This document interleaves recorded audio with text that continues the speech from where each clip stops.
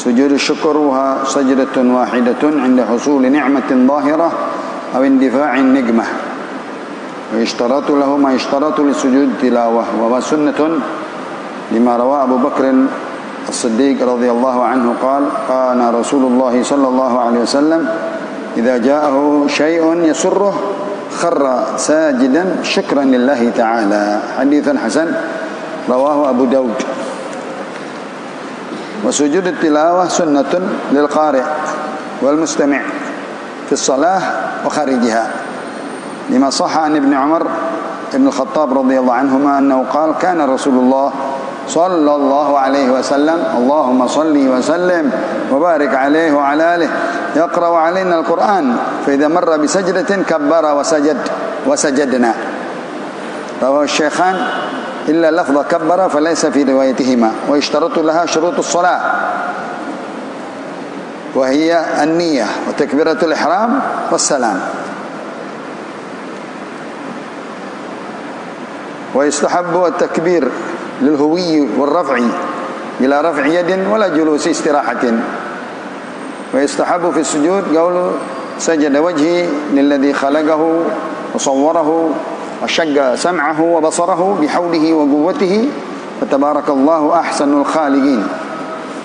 لما روي عن عائشة رضي الله تعالى عنها قالت: كان رسول الله صلى الله عليه وسلم يقول في سجود القرآن: سجد وجهي للذي خلقه وشق سمعه وبصره بحوله وقوته، فتبارك الله أحسن الخالقين.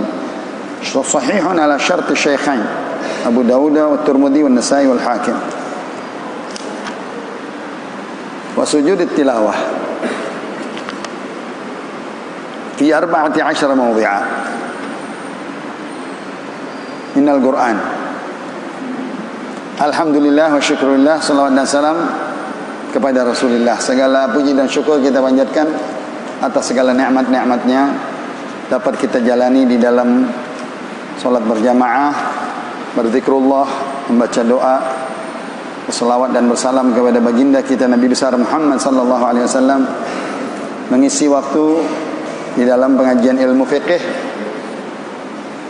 bab yang sudah selesai di dalam salat di akhir yang lalu tentang yang berkaitan dengan doa-doa salat dan juga mubtilatus salat dan makruhatus salat. Tertinggal daripada yang berkaitan dengan salat adalah sujud sahwi. Dimasukkan dalamnya sujud tilawah dan sujud syukur. Kita ambil yang termudah, yaitu sujud syukur. Sujud mengungkapkan rasa syukur kepada Allah Subhanahu wa taala, mendapatkan nikmat-nikmat pemberian Allah yang tiba-tiba atau yang dia minta-minta, atau dihindari dari malapetaka, bahaya, dari kecelakaan dan lain-lain. Dia bersyukur sama Allah. Dengan penjagaan Allah, pemeliharaan Allah, dia selamat dari bahaya. Maka dia bersujud syukur, mengungkapkan rasa syukur, dihindari dari malapetaka, dari bahaya. Sujud ini sama dengan sujud tilawah, dikemukakan bahwa syaratnya seperti syarat salat, yaitu madhab kiblat. Sujud tidak boleh enggak madhab kiblat, ya, kepada Allah Subhanahu wa taala. Wasjud waqtarib, mendekat dengan arah Allah, arah kiblat, dalam keadaan bersuci, berwudu. Ya. Yang ketiga dengan niat dan takbiratul ihram, ya. Lalu dia sujud sekali, namanya sujud syukur. Wa kharra raki'an thumma anab, sujud Nabi Allah Daud di dalam surah Shad. Bersyukur kepada Allah Subhanahu wa taala, termasuk orang-orang yang syakirin, hamdas syakirin, hamdan na'imin. Lakal hamdu wa lakal syukru ya Rabb. Segala puji dan segala syukur kepadamu ya Allah atas nikmat-nikmatnya, atau dihindari dari bahaya, daripada celaka. Itu satu kali saja sujudnya, cukup. Nah, lalu dia salam setelah sujud. Itu lengkap, sempurna, bukan langsung sujud saja. ada syarat yang terlupakan, satrul aurah, tertutup aurat kita. Contohnya para pemain bola, gol, dia sujud sedangkan pahanya terbuka. Ya, dan itu bukan termasuk sujud syukur, ya. Tidak ada kiblat, tidak ada wudu, dan mungkin dengan tidak takbir lagi, dengan tidak pakai salam, main peluk-pelukan aja. Nah, itu bukan sujud syukur, ya. Sujud syukur dengan adab. Kepada siapa kita bersujud? Kepada Allah. Karena nggak boleh sembarangan sujud, ya. Walaupun habis sholat, udah selesai sholat, ada yang orang suka sujud lagi. Sujud apa? Udah habis kan sholat, ya. Sujud mesti ada alasan, ya. Dengan wudu, dengan madhab kiblat, dengan menutup aurat, dengan takbiratul ihram, dengan takbir, dengan sujud yang teratur, dengan salam.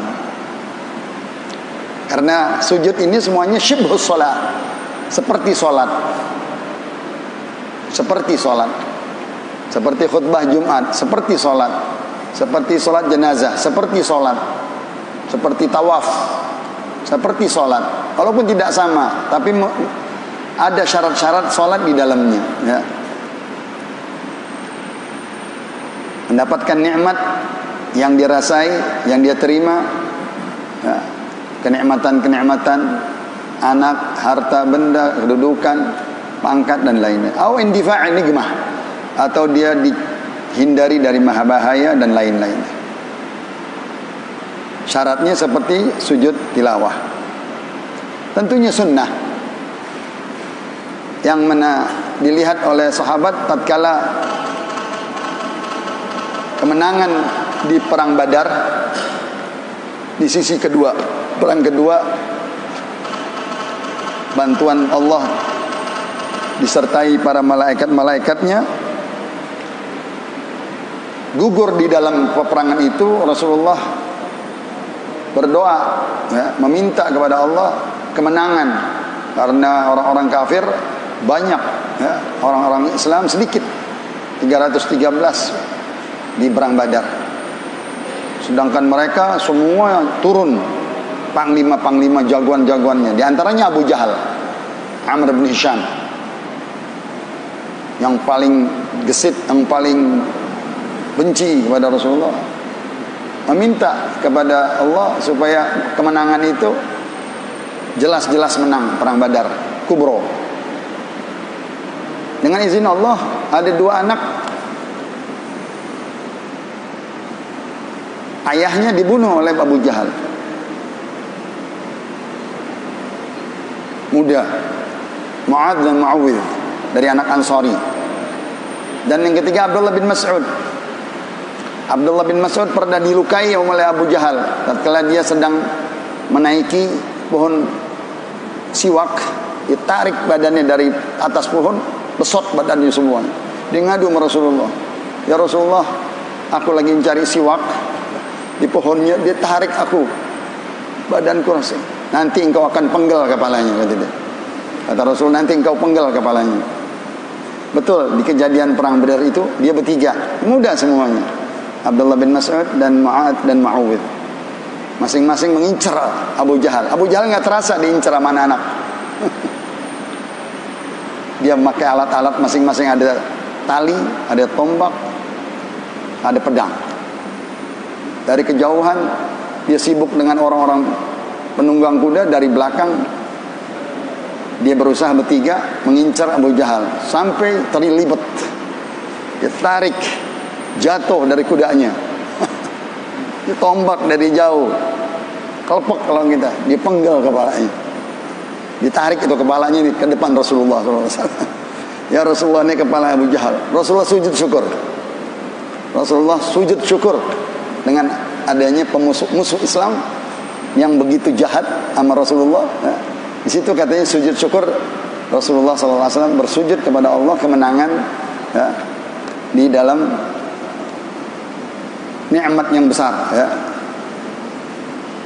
Tentunya kalau nikmat-nikmat yang kita rasain, kedudukan, harta dan benda dan lain-lainnya, hadisnya tadi dari Sayyidina Abu Bakar Siddiq, Rasulullah SAW apabila mendapati sesuatu nikmat yang dia bergembira, dia langsung bersujud syukur kepada Allah Subhanahu wa taala. Riwayatnya hadis Abu Daud. Cukup hadis sujud syukur tidak panjang, hadis sujud tilawah. Sujud tilawah bagi orang yang di dalam sholat berjamaah. Imam membaca surat-surat yang ada sujud tilawahnya. Katakan ada 13 tempat ayat-ayat yang kita sujud tilawah. Surat A'raf, surat Ra'd, surat Nahl, surat Isra, surat Maryam, surat Hajj. Di dalam surat Hajj ada 2 tempat, ada 2 ayat. Surat Furqan, surat Naml, surat Sajdah, surat Fussilat, surat An-Najm, dan surat Alaq dan Insyiqaq. 3 mufassal di dalam surat-surat pendek terakhir, surat Alaq, Syiqaq, dan Najm, dan yang lain di atas surat-surat panjang. Di surat Hajj ada 2. Itu ada nama-namanya di dalam kitab-kitab, dalil-dalil ayatnya dan bunyi ayat tersebut. Maka disitulah kita bersujud. Kalau kita salat berjamaah imam, ikuti imam. Apabila imam enggak sujud, enggak wajib kita ikut sujud, karena imamnya enggak sujud, dia lewatin, kelupaan. Tapi kalau imamnya sujud tilawah, terutama biasanya salat subuh, surat Sajadah, subuh Jumat, sunnah membaca Sajadah. Maka kita bersujud di surat Sajadah itu, ya, membaca daripada wahum la yastakbirun, ya. Apa bacaannya? Sajada wajhi lilladzi khalaqahu wa sawwarahu wa syagga sam'ahu wa basarahu bihaulihi wa quwwatihi fatabarakallahu ahsanul khaliqin. Itu dari riwayat Sayyidatuna Aisyah, diajari oleh Rasulullah sallallahu alaihi wasallam sujud tilawah dengan doanya dari Imam Abi Daud, Tirmidzi, dan Nasa'i, dan Hakim. Lalu sujud tilawah ini bagi imam dan makmum. Kalau imamnya ikut sujud, artinya imamnya sujud, makmumnya ikut sujud. Dari berdiri membaca ayat yang di situ sampai ada kata-kata wa kharra raki'an wa anab, sajidan wa anab. Banyak ayat-ayatnya yang berwasjud waqtarib di dalam surat Alaq, ya. Maka langsung kita sujud. Biasanya di khatam tarawih, di dalam malam-malam ganjil Lailatul Qadar, kita sembahyang tarawih membaca khatam Quran dari wal laili idza yaghsha sampai surat Alaq, yaitu Iqra bismi rabbikal ladzi khalaq sampai habis. Nah, di akhir surat Iqra ada sujud, wasjud waqtarib, kita sujud ke bawah semua.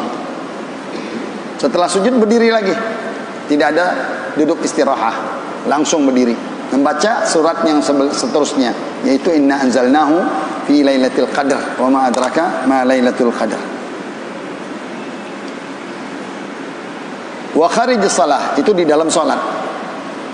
Kalau sendiri dia salat pun dia membaca surah yang ada sajadah, dia sujud sajadah tilawah, ya.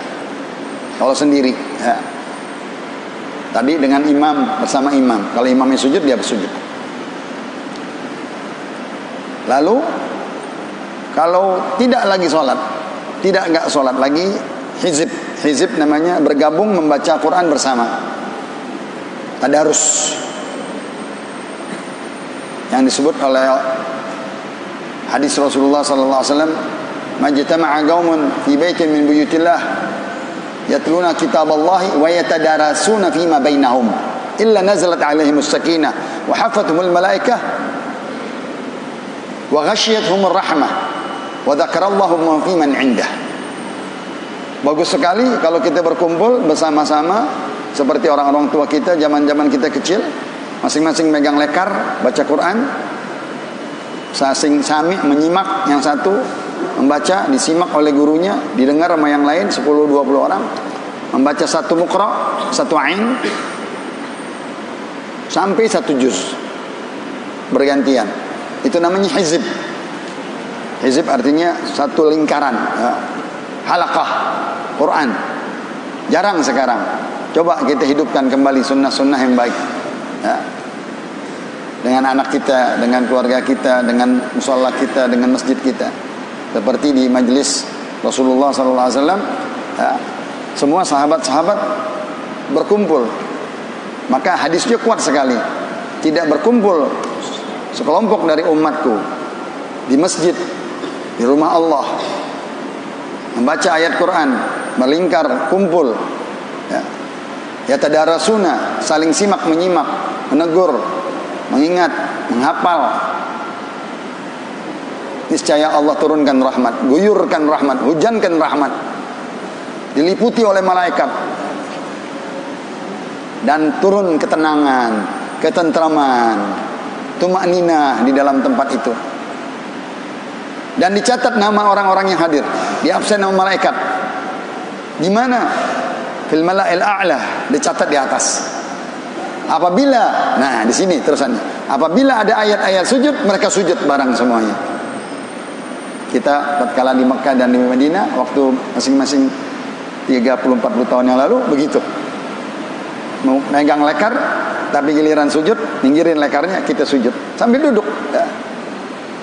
Sujudnya madhab kiblat, ada wudu, satrul aulah, tertutup aurat kita. Kita takbir, Allahu Akbar, niat sujud tilawah. Niat sujud tilawah, langsung sujud sekali. Baca yang tadi, sajada wajhi lilladzi khalaqahu wa sawwarahu wa syaqqa sam'ahu wa basarahu bihaulihi wa quwwatihi fatabarakallahu ahsanul khaliqin. Berdiri tegak lagi, assalamualaikum. Masya Allah, nikmat sekali. Dengan guru-guru penghafal-penghafal Al-Quran, dengan teman-teman sepesantren dan sesama waktu di dalam masa belajar, ya, mempraktekkan ilmu langsung. Ini susah sekarang, nggak ada. Mungkin ada, belum menyeluruh, belum semarak. Mesti kita hidupkan kembali itu sunnah. Pahalanya, bangun dari tempat tersebut, dia hapuskan dosa-dosa kita. Masya Allah. Dari tempat halaqah Quran, tilawatul Quran, tadarus Al-Quran, tadi kita mungkin baca satu anak, satu mukra, satu mukra, satu mukra, satu mukra, sampai 12 mukra, satu juz. Selesai, kita bangun, sudah diampuni dosa-dosa kita. Dicatat nama kita di atas. Apabila nama kita dicatat, udah wajib baginya dicatat pengahli surga. Alhamdulillah, ya. Walaupun kita panjang usia, panjang umur, tapi amal-amal tercatat di sisi Allah Subhanahu wa taala. Itu sujud tilawah. Kalau di luar salat. Tadi di dalam salat bagi imam dan makmum, atau sendiri salat, dia sujud tilawah juga. Di ayat-ayat yang dia lewati ada sujud. Karena di dalam hadis yang lain Rasulullah sallallahu alaihi wasallam apabila melewati membaca ayat-ayat rahmat, dia berdoa, stop. Ayat-ayat doa, ayat-ayat rahmat, ayat-ayat soal, meminta persoalan kepada Allah. Di dalam ayat-ayat tersebut memohon, berhenti Rasulullah SAW. Apabila di situ ada ayat-ayat azab, ayat-ayat siksa, ayat-ayat api neraka, ayat-ayat jahannam, Rasulullah meminta isti'adzah. Jangan sampai diazab, jangan sampai kena azab Allah, kena murka Allah, kena kutukan Allah. Itu juga Nabi kita sangat prihatin. Di dalam Al-Quran apabila melewati ayat-ayat rahmat, dia meminta doa kepada Allah supaya diberikan rahmat. Apabila melewati ayat-ayat azab, ayat-ayat siksa, ayat-ayat neraka jahannam, takut sekali, ya. Dengan ayat-ayat tersebut Rasulullah minta dilindungi daripada azab dan lain-lainnya. Itu sujud tilawah. Dari hadis Rasulullah sallallahu alaihi wasallam, riwayat Imam Bukhari dan Muslim, dari Abdullah bin Umar bin Khattab, dia melihat langsung Rasulullah sallallahu alaihi wasallam, kami tatkala bersama-sama lagi membaca Al-Quran, apabila melewati ayat-ayat sajdah, Rasulullah kabbara wa sajjad. Wa sajjadna, dan kami semua pun ikut Rasulullah sallallahu alaihi wasallam di luar salat. Tadi seperti tadarus, halaqah Quran, ya. Hizib-hizib baca Al-Quran. Sunahkan kalau masing kita di rumah bersama keluarga baca surat Al-Baqarah panjang 286. Maka bisa kita 10 orang, 12 orang, satu ain. Dan itu surat Baqarah mulia sekali, ya. Hadis mengungkapkannya, menjaga kita daripada orang-orang jahat, orang yang menelu, orang-orang yang membuat sihir kepada kita. Dijaga rumah kita dengan penjagaan Allah Subhanahu wa taala dengan kita membaca surah Al-Baqarah di rumah antara maghrib dan isya. Cukup, ya. Apalagi kita cepat membacanya. Kalau enggak, kita beramai-ramai 12 orang, satu orang satu muqra, satu ain.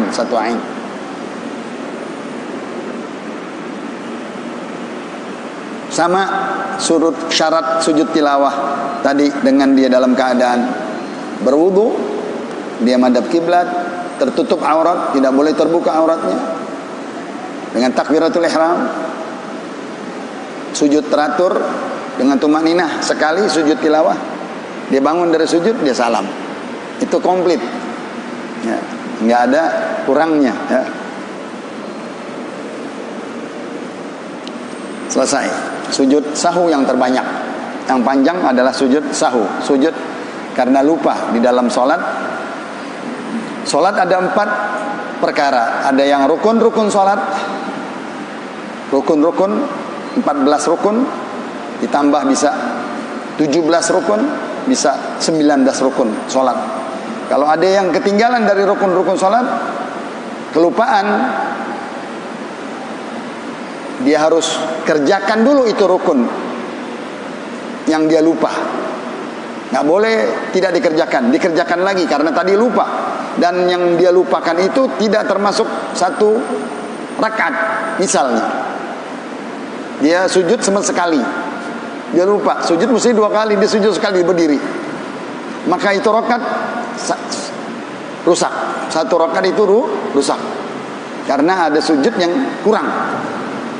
Nah, nanti di akhirnya dia bayar lagi 1 rakaat.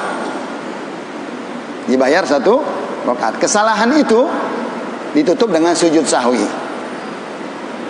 Ini kalau yang ditinggalkan rukun.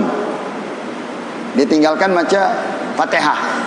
Wah, nggak baca Fatihah, rukun Fatihah. Nggak sah 1 rakaat nggak ada Fatihah. Maka ini 1 rakaat ini kosong, 1 rakaat ini batal. Tapi sholat nggak batal, tetap. Karena dalam keadaan lupa. Maka diteruskan nanti di akhirnya dia bayar 1 rakaat, sudah ditutup sebelum salam dengan sujud sahwi. Sujud sahwi bacaannya Subhana man la yanam wa la yashu. Mudah sekali. Subhana man la yanam wa la yashu. Maha suci Allah yang tidak tidur dan tidak lupa. Ayat kursi, Allahu la ilaha illa hayyul qayyum la ta'khudhuhu sinatun wa la naum. Allah yang maha hidup dan maha tegak, berdiri sendiri, tidak ada ngantuknya, tidak ada tidurnya, dan tidak ada lupanya Allah Subhanahu wa taala. Itu di dalam salat ada 4 tadi baru rukun. Yang kedua ab'adus shalah. Sebagian yang penting di dalam salat adalah tasyahud awal. Dia lupa tasyahud awal, dia berdiri langsung.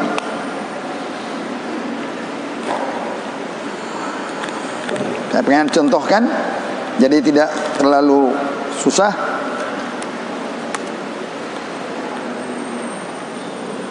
Setelah dia sujud, dia lupa tasyahud, dia berdiri. Kalau setengah badan baru sampai di sini, dia boleh balik lagi untuk tasyahud, karena belum berdiri. Kalau udah berdiri tegak, nggak boleh balik lagi, karena dia udah berdiri tegak, ya. Ini tasyahud awal.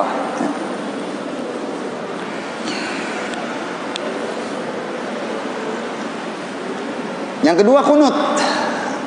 Kita mazhab Imam Syafi'i ahli sunnah wal jamaah berkunut. Lupa kunut. Lupa kunut. Sami'allahu liman hamidah, Rabbana lakal hamdu. Dia turun. Sami'allahu liman hamidah, Rabbana lakal hamd. langsung dia turun. Sampai di sini dia ingat boleh balik karena belum sujud. Kalau udah sujud nggak boleh balik. Udah sujud nggak boleh. Selagi tadi masih setengah badan, dia baru turun, belum sampai semuanya, dia balik lagi ikut. Dia kunut karena kelupaan. Itu kalau sendiri, sholat sendiri. Tapi kalau sholat sama imam gampang, ikutin imam saja. Ikutin imam, lupa, imam salah, kita nggak boleh melawan imam. Misalnya imam tidak kunut, ya ikut tidak kunut. Karena hukumnya kunut adalah ab'adus shalah, bukan yang rukun, sebagian dari sholat. Seperti dikisahkan Imam Syafi'i berbeda dengan Imam Abi Hanifah. Imam Abi Hanifah tidak membaca Bismillahirrahmanirrahim seperti orang Mekah, Madinah.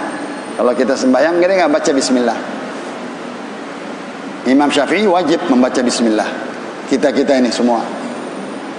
Dan yang kedua kunut. Imam Abi Hanifah nggak kunut, seperti saudara kita di Saudi juga nggak kunut. Imam Syafi'i ziarah ke Abi Hanifah dan dia disuruh jadi imam. Dia suruh jadi imam. Lihat orang gentle. Selagi dia di kampung orang lain dan dia jadi imam di depan Imam Abi Hanifah, dia tidak membaca Bismillahirrahmanirrahim dan dia tidak kunut, menghormati Imam Abi Hanifah. Untuk tidak ada perdebatan, tidak ada permasalahan, karena masalah kecil. Ngapain kita debatin? Di kampung baca Bismillah sama Bismillah aja ribut masjid sama masjid. Nggak pantas. Atau kunut, tidak kunut, marahan. Nggak boleh. Imam Abi Hanifah, Imam Syafi'i, top dua-duanya besar. Nggak ribut, kita yang ribut. Maka dengan kebersamaan, menghormati, dan yang lain mengetahui, ikut dengan orang yang tidak kunut, ikut. Kalau kita tadi kembali, Imam Syafi'i madhabnya kunut itu ab'adus shalah. Apabila dia lupa, bayar dengan sujud sahwi. Bayarnya dengan sujud sahwi karena dia lupa. Kalau lupanya sudah duduk sama sekali, nggak boleh diulang lagi. Kalau belum duduk masih boleh kembali. Kalau makmum ikut imam, walaupun dia yang lupa duduk, imam dia berdiri, dia wajib berdiri karena dia bermakmum dengan imam. Nggak boleh berlawanan dengan imam. Masa imamnya kunut dia duduk, dia harus berdiri. Walaupun dia salah, nggak apa-apa. Salahnya ditanggung sama imam. Lawanannya, imamnya lupa nggak sujud. Ini mazhab Imam Syafi'i. Si makmum, imamnya nggak kunut, makmumnya berdiri nunggu imam kunut. Ternyata imamnya nggak kunut, dia harus ikut sama imam. Jadi nggak kunut. Ya. Kalau itu makmum dan imam. Tadi kalau sendiri, kalau sendiri dia mengulang. Kalau belum sampai ke duduk sujud, ya harus bangun kunut. Kesalahannya itu ditambal dengan sujud sahwi. Apalagi tidak dikerjakan. Kalau nggak kerjakan sama sekali, dibayar dengan sujud sahwi.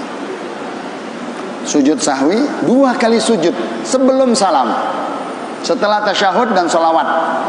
At-tahiyat, asyhadu an la ilaha illallah, Allahumma shalli ala sayyidina Muhammad, baru sujud sahwi 2 kali sujud. Kenapa? Dikatakan satu rakaat itu, setiap satu rakaat ada 2 sujud. Satu rakaat ada 2 sujud. Kemungkinan sholat kita satu rakaat itu rusak ditambal dengan 2 sujud. Jadi penambelannya sesuai dengan satu rakaat. Kalau satu rakaat kita ada yang rusak, di antara satu rakaat itu ada yang salah, kelupaan, kesalahan, kita tambalnya dengan 2 sujud sahwi. Karena satu rakaat ada 2 sujud. Ya. Kalau ruku 1 kali. Salat apa yang ada ruku 2 kali?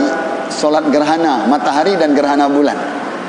Ada 2 ruku. Ada 2 ruku. Nah, di situ katanya setiap berdiri sedekap tangan di atas karena membaca bismillahirrahmanirrahim. Habis ruku sedekap, habis ruku sedekap. Sedekap begini artinya, ya. Di dalam sujud salat gerhana matahari atau gerhana bulan. Tapi di salat biasa enggak. Karena enggak ada baca bismillahirrahmanirrahim al-Fatihah. Adanya sami Allahu liman hamidah. Menandakan kalau kita sedekap sedang baca bismillahirrahmanirrahim alhamdulillahirabbil alamin. Membaca Fatihah. Contohnya, makmum datang, imam lagi begini, dia sangka apa? Wah, imam lagi baca Fatihah. Nggak taunya dia lagi mau sujud. Nah, itu kritikan sedikit kecil, ya. Kritikan kecil bagi orang yang berdiri dia sedekap lagi. Sama dengan sholat gerhana matahari dan gerhana bulan. Karena tanda sedekap adalah tanda membaca bismillahirrahmanirrahim alhamdulillahirabbil sampai habis. Sujud sahwi sebelum salam, setelah selesai tasyahud. Tadi baru 2. Di dalam sholat itu ada 4 perkara. Ada yang rukun, ada ab'ab, ada sunnah, ada hayat. Ada sunnah-sunnah yang ditinggalkan di dalam sholat. Kesalahan-kesalahan dia bayarnya dengan sujud sahwi. Lalu hayat salat, bacaan tasbih, sami Allahu liman hamidah, takbir intiqalat, a'udzubillahi minasyaitonir rajim, membaca surah, itu namanya ab'adus hayatus salat, pelengkap salat. Kalau dia enggak baca enggak apa-apa, enggak sujud sahwi. Contohnya salat asar sekarang, saya angkat suara bismillahirrahmanirrahim, salah. Salat asar kan mestinya apa? Sirron, enggak jahron. Apakah salah itu harus bayar dengan sujud sahwi? Enggak. Karena dia hayat. Dia terendah dari 4 itu. Yang tertinggi adalah rukun, kedua ab'adus salah, yang itu 3 sunnanus salah, yang keempat hayatus salah. Apabila hayat ditinggalkan, tidak dibayar atau tidak diganti dengan sujud sahwi. Rukun harus dikerjakan rukunnya, baru sujud tidak sahwi. Yang kedua ab'adus salah, dia meninggalkannya, dia lupa dengan tidak mengerjakan ab'adus salah, dia sujud sahwi. Sunnah salah, ya. Dia tidak mengerjakan sunnah salah, dibayar dengan sujud sahwi. Ada sebagian sunnah salah disebutkan di sini 20, ya. Daripada sunnah dibagi dengan mahayat 15. Sholat nggak habis-habis ilmu sholat, ya. Kebalik lagi, ulang lagi, masing ada yang kurang, masing ada yang belum kita lewati, ya. Jadi kalau rukun dia harus kerjakan rukunnya, dibayar rukunnya, nggak boleh langsung sujud sahwi saja, tetapi harus mengerjakan rukun yang ditinggal dengan kelupa. Kalau ab'adus salah dia tinggalkan ab'adus salah, dibayar dengan sujud sahwi. Kalau sunanus salah dibayar dengan sujud sahwi. Hayat tidak. Hayat salat tidak dibayar dengan sujud sahwi. Sujud sahwi sebelum salam, setelah tasyahud dan salawat. Sunnah muakkadah, ya. Sebab-sebabnya 4 perkara, yang mana dia meninggalkan daripada 4 perkara ini, dia harus sujud sahwi. Tadi kita sudah bilang meninggalkan tasyahud awal dan meninggalkan daripada kunut di mazhab Imam Syafi'i, ya. Yang kedua, dia memindahkan rukun qauli. Rukun qauli, rukun ucapan, rukun bacaan. Misalnya lagi tasyahud dibaca Fatihah, dia lupa. Bismillahirrahmanirrahim, alhamdulillahirabbil alamin arrahman. Lagi tasyahud, padahal mestinya at-tahiyatul mubarakatus, itu lupa namanya. Memindahkan rukun qauli. Rukun ada 4, rukun qauli, rukun qalbi, rukun fi'li, rukun ma'nawi. Dipecah lagi, cabang lagi ilmu, ya. Rukun qauli, ucapan-ucapan, rukun fi'li, gerakan-gerakan, rukun qalbi, niat, rukun ma'nawi, tertib. Itu di dalam tambahan mengenal isi sholat. Ya. Kalau di sini isi sholat tadi yang berkaitan dengan sujud sahwi adalah rukun dan ab'adus salah dan sunanus salah dan hayatus salah. Sebab-sebabnya meninggalkan daripada yang disebut rukun, dia tinggalkan, dia harus bayar dengan rukun dan ditambal dengan sujud sahwi. Kalau ab'adus salah, tasyahud awal dan kunut ditinggalkan, selagi dia bisa balik, dia balik. Kalau tidak bisa balik, sudah dibayar dengan sujud sahwi. Yang ketiga sunanus shalah, dibayar dengan sujud sahwi. Nanti yang terakhir adalah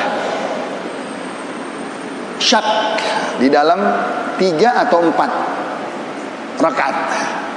Timbul rasa ragu, saya sholat 3 apa 4 ya? 4 apa 3 di dalam sholat nih. Nah, ibni alal yaqin wahwal akal. Engkau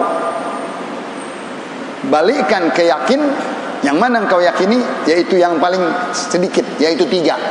Jangan 4 yakin, karena yakin 4 nanti kalau kurang habis, dia masih kurang sholatnya 3 ya. Itu dia. Kalau lebih, maka engkau seolah-olah menutup kekurangan 1 rakaat dengan 2 sujud sahwi. Jadi ragu-ragu di dalam sholat 3 rakaat sholat zuhur, di sholat ketiga 3 4 3 4. Ini yang ketiga, tambah lagi 1 4. Walaupun ada yang bilang 4 nih, kalau engkau sudah yakin nggak bisa berubah keyakinan walaupun orang tegur. Nah, nanti dia bayar dengan sujud sahwi sebelum sholat.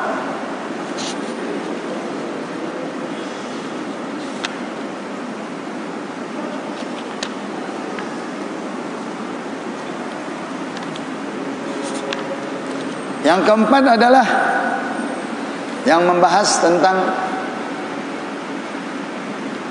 naqlu rukun, ya, pemindahan rukun qauli. Tadi dia meninggalkan ab'adus salah. Yang ketiga di dalam lupanya adalah iga ruknin fi'liyin ma'ihtimal ziyadah, ya. Dia mengerjakan 1 rukun, sedangkan itu tambah. Misalnya dia ruku 2 kali, ruku hanya sekali, dia lupa, dia ruku lagi. Maka dia harus sujud sahwi karena menambah sesuatu gerakan yang merusak, menambah daripada gerakan-gerakan tersebut, ya. Itu juga di akhirnya dia sujud sahwi, ya. Sujud sahwi mesti pakai praktek, mesti bertanya, mesti banyak yang kejadian-kejadian di ilmu-ilmu sujud sahwi, mesti ada kejadiannya baru bisa dijawab, ya. Nanti kita buka pertanyaan, karena sujud sahwi praktek sehari-hari. Apabila kita bagaimana dengan imam, bagaimana dengan makmum, ya. Ada satu hadis nanti di akhir zaman katanya seseorang sholat 5 sof, imamnya salah, nggak ada yang negor, semuanya ngelamun. Itu alamat hari kiamat katanya. Sudah terjadi, banyak orang sholat imamnya salah, nggak ada yang tegur. Jadi semuanya ngelamun aja. Dia lupa sujud sahwi, dia lupa, ada yang kelupaan. Itu bisa terjadi, bisa, ya. Dan itu termasuk hadis-hadis tanda-tanda kiamat, ya. Kalau orang udah lupa sholatnya, nggak hadir sholatnya, imamnya nggak hadir, makmumnya nggak hadir, ada kesalahan, wala dibayar dengan sujud sahwi lagi. Ini yang terakhir adalah sujud sahwi apabila di luar sholat, artinya sudah salam baru ingat. Assalamualaikum warahmatullahi, assalamualaikum warahmatullahi. Misalnya, ya Allah, tadi ada apa? Ada yang dilupa. Boleh katanya sebelum lama, jangan terlalu lama. Misalnya lama apa lama? Dia kanan, dia belok kiri, dia selamat. Oh, nggak boleh. Selagi dia masih di dalam tasyahud, sudah salam, dia ingat lagi ada yang tadi ada yang salah, maka cepat-cepat dia sujud sahwi, langsung spontan bayar di situ 2 kali sujud, dia salam lagi. Nah, ini namanya sujud sahwi setelah salam. Tapi semua sujud sahwi sebelum salam. Kalau dia ingat di dalam sholat. Kalau dia ingatnya habis sholat, padahal dia udah salam. Assalamualaikum warahmatullahi. Assalamualaikum warahmatullahi. Waduh, ada yang ingat tadi nggak sujud sahwi. Boleh, boleh. Ini kata ulama begini. Kalau di dalam waktu dia ingatnya tuh dia lagi sujud, maaf, keluar angin, batal sholatnya. Paham nggak? Kan maaf, kentut itu batal nggak sholat? Batal wudu kan? Padahal dia udah keluar salam. Dia mau balik untuk sujud sahwi. Lagi sujud sahwi dia apa? Dia kentut. Batal semua sholatnya. Nah, maka katanya kalau dia lupa, udah ambil hukumnya sujud sahwi adalah sunnah. Jangan sampai dia takut dibatalkan dengan yang sesudah salam, ya. Kalau dia mau bayar dengan sujud sahwi, dia jamin dirinya jangan sampai ada angin yang keluar, atau dia nggak boleh berbicara dengan orang lain atau berjabatan hadap ke lain arah. Nah, itu udah hilang. Kalau masing tasyahud, assalamualaikum waalaikumsalam, ya, dan kedua, lalu dia mau sujud sahwi, silahkan. Jangan sampai kentut. Itu hati-hati. Kalau dia kentut, batal semua sholatnya lagi. Karena dia sekarang di dalam sholat, sudah keluar masuk lagi ke dalam sholat. Dibolehkan untuk bersujud sahwi. Saya rasa itu mungkin ada kekurangan dari saya, diingetin oleh hadirin. Apabila pertanyaan-pertanyaannya memasukkan, silahkan masukkan-masukan yang baik. Ayo buka pertanyaan, silahkan.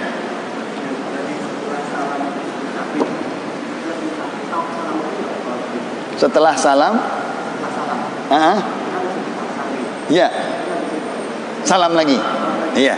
Jadi tadi kita bilang kita udah salam nih, ya, ya, assalamualaikum warahmatullahi wabarakatuh. Ada yang lupa mau sujud sahwi, bayar sujud sahwinya lupa, bayar sujud sahwi 2 kali, sujud lagi, salam lagi. Ini salam yang terakhir yang benar. Salam yang tadi rusak dengan sujud sahwi dia.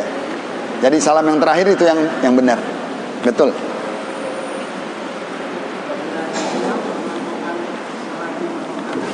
Hah? Nggak kencang.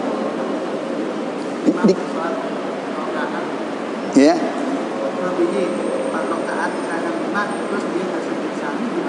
Ya, misalnya tadi dia lupa 4 apa 3, lalu dibayar, ya kan?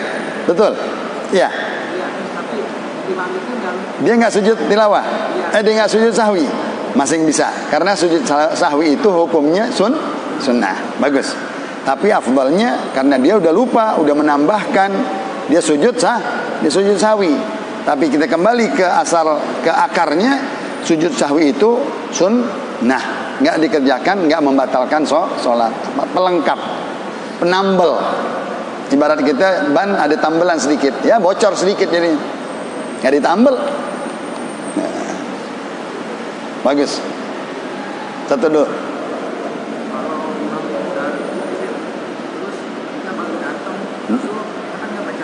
Ya. Betul. Hadis Rasulullah SAW. Siapa yang mendapatkan 1 rakaat bersama imam dengan tumakninah, maka dia mendapatkan. Siapa yang mendapatkan imam dalam ruku', dia tumakninah bersama imam ruku', maka dia dapat 1 rakaat. Nggak baca Fatihah pun nggak apa-apa. Dia dapat 1 rakaat. Bagus. Di Mekah hari Jumat, pada Jumat subuh itu ada sujud sahwi. Itu sujud tilawah. Sujud tilawah itu maksudnya apa ya? Surat sajdah. Itu buat apa? Maknanya apa? Di dalam sujud yang hadis Rasulullah SAW membiasakan setiap Jumat pagi dia membaca surat sajadah. Surat sajadah bagus untuk meringankan azab kubur, ya. Maka Nabi membacanya di hari Jumat. Seperti kita baca surat Tabarok. Sunnah kalau mau tidur membaca surat dan surat sajadah. Dan sholat Jumat pagi Rasulullah membaca surat sajadah dan surat Al-Insan. Al-Insan, Al-Ata alal insani hinun minad dahri lam yakun syai'an madhkura. Untuk mengingat-ingat surah-surah yang lain yang panjang. Jadi Nabi ada kalanya membaca surah-surah yang panjang untuk mengingat hafalan. Kalau kita kan yang pendek-pendek aja, duha ke bawah. Bagus, nggak apa-apa. Kan ada rumusan, lebih bagus surah yang sempurna daripada ayat-ayat terpotong-terpotong. Lebih bagus surah yang sempurna, semuanya surah 15 ayat. Dia baca cuma 3 ayat di tengah-tengah surah. Nah, itu. Ada lagi? Di luar susu sapi ini, seorang ada yang sholat sendiri. Terus di situ ada orang yang mengikuti mengikut jamaah. Ini sudah terjadi banyak sekali di mana-mana. Dia kasih tanda menepuk. Apakah ada dalil yang merupakan itu? Menepuk tangan. Ya, umpama nih, Iya, menepuk tangan dalilnya. Diminta dalil untuk adakah kepekerjaan seorang mengingatkan makmumnya supaya dia ada yang ikuti, gitu kan? Ya. Soal menepuk, kita ambil ke atasan kita dari ulama ke ulama untuk mengingatkan bahwa saya ini bermakmum dengan Anda dan Anda nanti menjadi imam aku. Begitu. Harus pelan-pelan, jangan terburu-buru, gitu. Anda ada penumpang kalau mobil. Nah, dan dia mendapatkan pahala jamaah. Tadi nggak dapat pahala jamaah karena diingatkan, dikatakan harus ngerti dia. Ada orang menepuk dia dia mencah. Ada yang menepuk dia mundur malahan. Jadi sepaham di dalam mazhab misalnya, ya, dia ngerti, ya. Ditepuk itu ada tandanya dia berniat sebagai imam, walaupun nggak usah diucapkan imam lagi, otomatis dia jadi imam, pahalanya imam, dan makmum terikat menjadi sholat berjamaah. Kalau soal menepuknya ingatan saja, ya, ingatan, yang mana mungkin tabi'in atau para ulama-ulama mengingatkan supaya si makmum itu tahu, karena katanya kalau ada 2 orang, ini 2 orang, ente mau ikut yang ini mau yang ini. Mesti apa? Mesti tentukan. Tentu mau ikut yang ini. Oh, ini alim nih, ngerti sembahyang. Ini tuh buru-buru banget nih, mau ngebut nih sembahyangnya. Nah, maka ente tepuk dia. Itu sekedarannya formalitas saja, ya. Tambahan supaya dia mendapatkan niat berimam. Dia harus stabil sholatnya, jangan terburu-buru. Tahu di belakangnya ada makmum 6, ya. Kan ada cerita, dia lagi sembahyang sendiri, lagi enak-enak, tahu-tahu dilihat banyak banget belakang, ngabur lari. Dia takut. Dia ketakutan, nggak bisa dia jadi imam. Nah ini bukan kita perlu dalil. Kalau yang masa kecil-kecil itu nggak perlu dalil, tapi itu dari guru ke guru, dari ulama ke ulama. Sedangkan itu bukan satu hadis, tapi mengingatkan, ya, sholat berjamaah. Ya. Diceritakan mungkin dari sini, Sayyidina Abu Bakar Siddiq telat datang. Sayyidina Abu Bakar Siddiq telat datang. Rasulullah SAW dipegang oleh Jibril. Nah, pegangan Anda tadi manusia, nah Jibril yang pegang. Tunggu, Abu Bakar lagi mau takbiratul ihram, mau sujud. Pundaknya Rasulullah dipegang oleh Jibril supaya menjadi imamnya Sayyidina Abu Bakar mendapatkan berjamaah dengan Rasulullah sallallahu alaihi wasallam. Itu 2 riwayat malahan. Pernah Sayyidina Ali bin Abi Thalib terjadi di dirinya begitu juga. Dia datang telat. Bahkan ada kisahnya di dalam kitab-kitab hadis. Ada kakek-kakek tua pakai tungket jalan dari luar, mau menuju ke arah masjid. Sampai di pintu masjid, ke sono dia. Kata Sayyidina Ali, saya hormatin tuanya. Padahal kalau tidak dia tua, saya jalan cepet-cepet lewatin. Lihat tuh, menghormati orang tua. Sampai di masjid, Rasulullah lagi apa? Mau ruku'. Lagi mau Allah turunkan Jibril, tahan pundak Rasulullah. Sampai Sayyidina Ali bertakbir, sampai Sayyidina Ali berruku. Nah, itu yang tadi tepukannya tepukan Jibril, bukan manusia lagi. Kalau mau ambil dalilnya dari Jibril, bukan dari manusia, ya.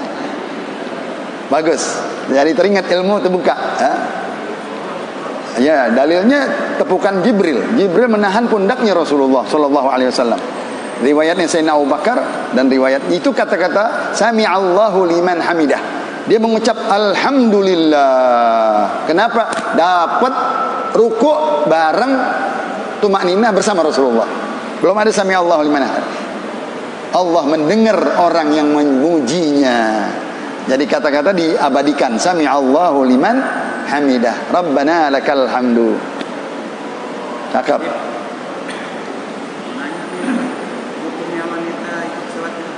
Iya. Di Mekah dan Madinah kalau di dalam umrah, wanita itu ikut sholat Jumat dan tidak dilarang. Dan jangan menjadi kebiasaan. Itu aja. Tiap Jumat nggak boleh. Mungkin selama haji, mungkin. Kalau tiap Jumat nggak boleh. Dia harus sholat di rumah, bohor. Ya. Kalau dia ikut sekali, seminggu, sebulan, dalam keadaan dia umroh, bukan di sini. Kalau di sini nggak wajib di kalangan negeri kita ini. Nggak ada sholat Jumat bagi perempuan. Kalau dia ikut juga musafir, mungkin dia musafir mau sembahyang bohor kebenaran Jumat ikut boleh sekali-kali. Nggak boleh jadi kebiasa. Cakep.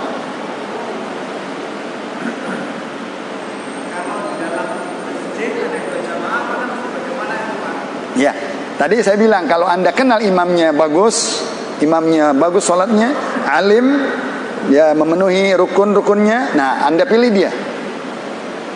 Kan tadi siapa yang nanya? Ya, Bapak ya. Jadi kita mau pilih yang mana nih? Oh ini cepat banget, ini nabrak-nabrak nih sholat nih. Yang ini bagus, nah, ambil dia. Maka harus ditepuk supaya tahu dia.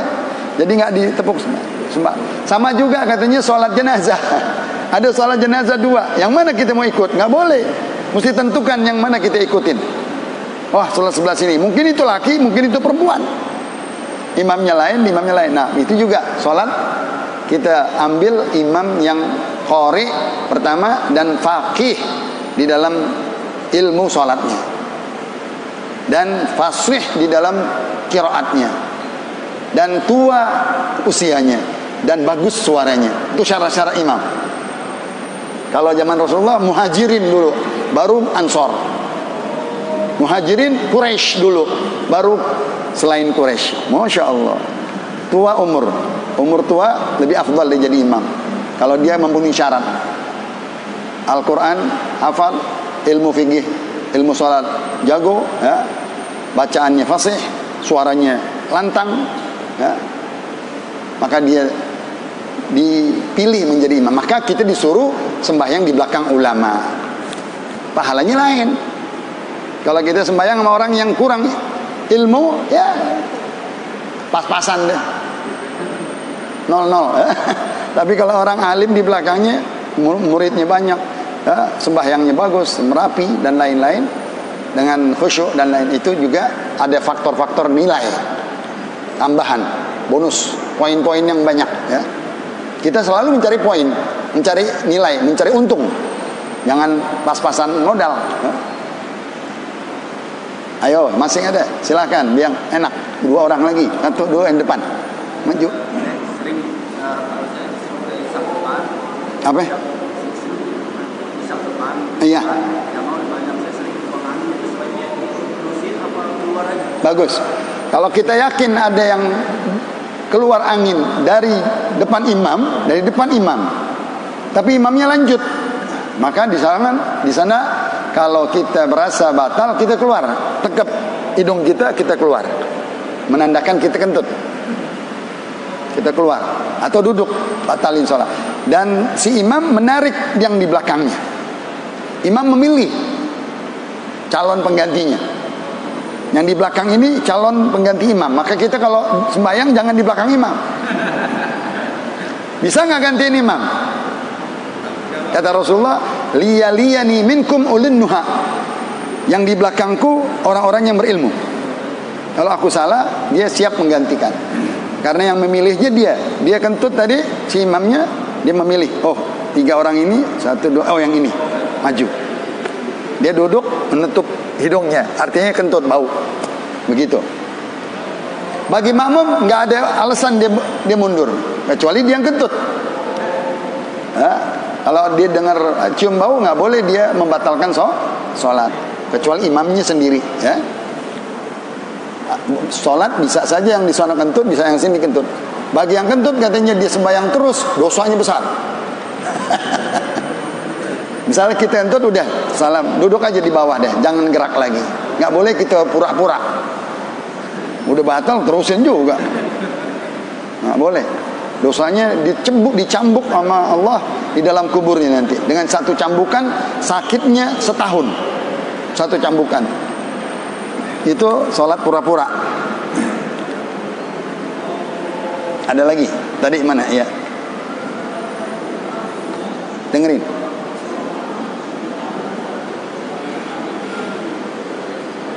Nggak dengar. Tolong, maaf sini. Saya nggak dengar. Maafin ya. Gimana makmum? Ya. Imamnya. Betul. Mau sholat wajib. Cakep. Ya. Boleh kita berimam dengan orang yang sedang sholat sunnah. Ya. Sebaiknya kalau si imam itu lagi sholat, yang mau diimamkan itu sholat sunnah, dia menahan, jangan sholat dengan aku. Dia jujur tuh, dia karena aku lagi sholat sunnah, jangan diimamin, jangan dijadiin makmum.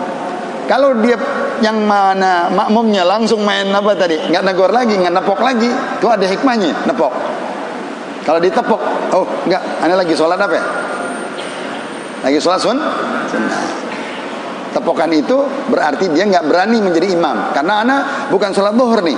Nah, tadi pertanyaannya, boleh nggak kalau kita bermakmum? Boleh, kalau dia terusin. Ya, dia sholat sunnah berapa? 2 rakaat, kita 2 rakaat, kita 4, tambah lagi 4, tambah lagi 4. Dia sholat zuhur, kita sholat asar, boleh, masing hampir sama sholatnya. Ya, sholatnya sama. Tapi kalau yang satu subuh sama zuhur nggak bisa, nggak bisa. Makmumnya sama. Makmumnya sama. Kalau dia ikut sama makmumnya, imamnya berapa rakaat dia sholat? 2 rakaat. Jadi kita ambil 2 rakaatnya, kita tambah lagi 2. Kekurangan kita 2 rakaat kan. Misalnya zuhur, tambah lagi 2. Yang kurang saja bagi kita. Karena sholatnya sama, memenuhi syarat, tidak berbeda. Misalnya sholat jenazah nggak boleh, atau sholat yang lain-lain yang berbeda nggak boleh.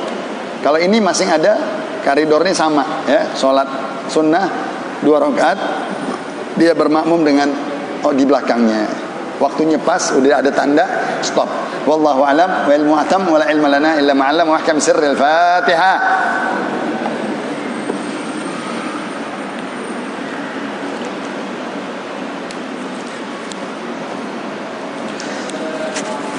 Rabbi fanfa'na bi